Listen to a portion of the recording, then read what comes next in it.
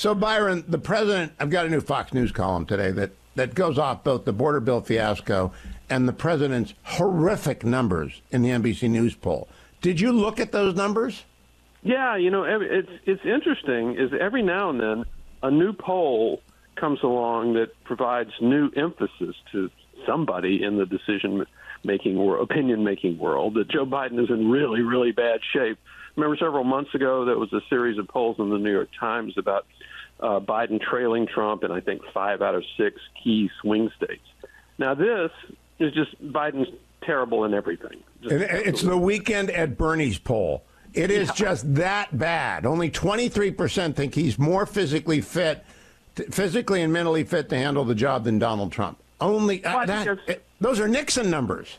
Yeah, I mean, it's just pretty obvious. I mean, and you shouldn't actually be surprised at that. It's pretty obvious. Oh, people lie all the time just to protect their party, right? So they were honest. And now that we're in an election year, though, I think they're beginning to look at just the numerical relationship between job approval rating and getting reelected.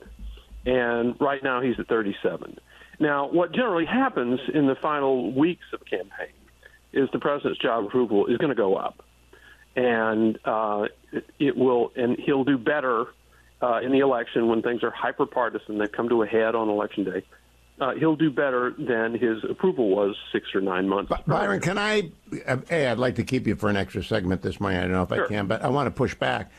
When they reanimate Lincoln at Disneyland when he breaks, they're always worried it's going to be worse.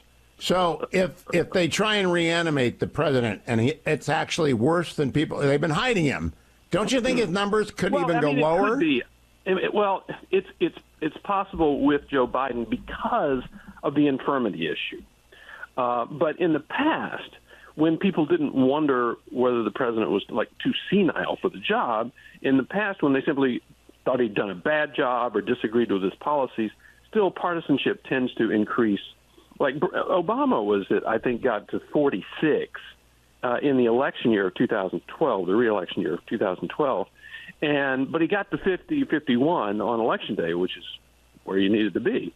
And they look at Biden at 37 and say, 51 ain't going to happen.